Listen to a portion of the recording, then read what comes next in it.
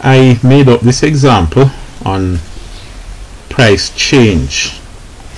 Now, before I did it, remember that you're not seeing a lot of formulas. I'm not presenting any formulas as such when it comes to consumer arithmetic, because you don't really need, and probably I would say it's not recommended that you try to remember any formulas for this topic. It's a matter of reasoning out this particular situation. And we have the compound interest formula and the simple interest formula, but you don't really need them at this stage. Alright, now what I want you to do is reason out this particular question and do it. It says on December 21, the managers of a store increased the price of all goods by 10%. Probably they tried to make more money, anticipating a rush, the Christmas rush, right? And people buying up a lot of things. So that happens on December 21. They increase the price of all goods by 10%. On December 27, that's after the Christmas rush, they reduce the price of all of those goods by 10%. Alright, just to clarify, they increase the price by 10% and they reach a new price. Then they look at that price and reduce it by 10%. Now, if a chair had cost $3,500 before December 21, that's before the increase, what was the price on December 27 after the increase? Alright, so they increase the price by 10%. You have a new price. Then they reduce that new price back by 10%. Now, I want you to pause the video and do it. But first of all, let me tell you that the cost of the chair will not go back to $3,500. Even though they increase it by 10, then take 10% off, it's not going to go up from 3.5 and then come back to 3.5. Alright? So don't make that mistake. What I want you to do is work it out. Pause the video and work it out, and let me see what you do. So go ahead. Alright, so let's see what happens now.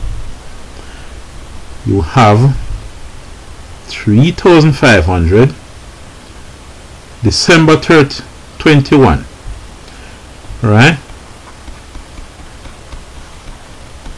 Before the increase, before the price went up, what you had was $3,500 for the chair. Now,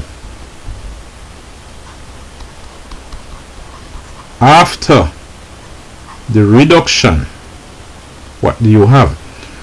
Alright, it was $3,500.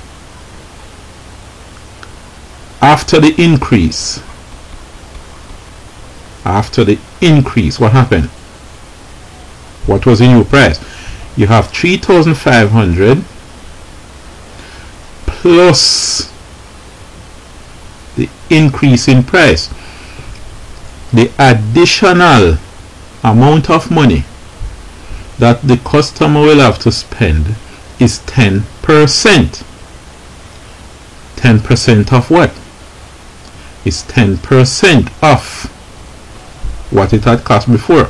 So it's 10 per means out of, cent means 100, off means multiply 3,500.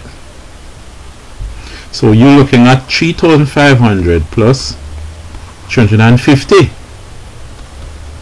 3,500 plus 350. What is that? 3,500 plus 350. 0 and 0, 0, 5 and 0, 5, 5 and 3, 8, 3 and 0, 3. it now costs $3,850. Now it's not going to drop back down to 3,500 because what we're going to take off is the same 10%, but 10% off a bigger money. So after the reduction, what happened? It cost $3,850 minus, because the price is dropping, you're taking off something. You're taking off, the managers are taking off 10%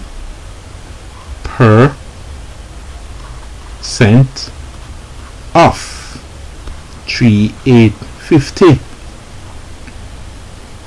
So it is $3,850 minus 10% of $3,850 is $385. Right? Let's work it out somewhere over here. So what we have is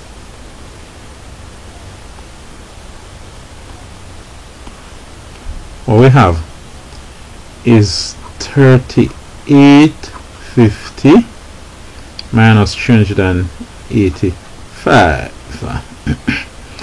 So 5 from 0 can borrow 1 from 5, leave 4, 10. Remember, it's not really a matter of borrow, but you should review my earlier video on subtracting large numbers. But let's just go at it. So 10 minus 5 is 5. 4 minus 8, you can't borrow 1 from 8. You have 7, 14 here. 8 minus 14, 8, 9, 10, 11, 12, 13, 14, that is 6. So you will have 6 here. 7 minus 3 is 4. And 3 minus 0 is 3. So the final cost is, let me write it down here,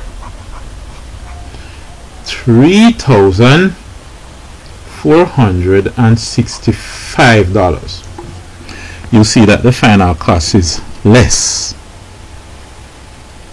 because you're taking off a bigger money, because what you're taking off is 10% off a bigger money. Before, you added on 10% off small money, $3,500. Later on, you take off 10% off a bigger money, $38.50. So you take off more than what you had put on in the first place. So since you take off more, you get a lower price, $3,465. all right. So any questions, comments, complaints, confusion, whatever it is, just put it in the comment section and I'll respond to it. I'll see you in the next video.